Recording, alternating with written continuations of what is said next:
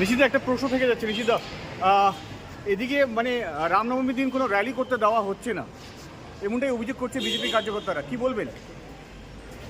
দেখুন, আমার মনে হয় যে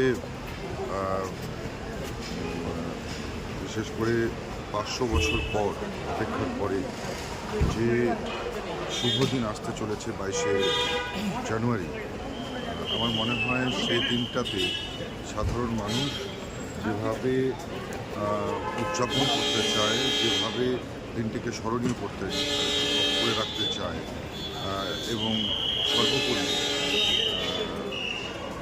পুরুষোত্তম রামচন্দ্রের আবির্ভাবের দিনটিকে যেভাবে উদযাপন করতে চায়, সেটাকে মনে হয় উদযাপন করতে দেওয়া উচিত। এখানে বাধা সৃষ্টি করে অযথা বিতর্ক তৈরি করা কারোর পক্ষেই ঠিক হবে বলে আমি মনে করি।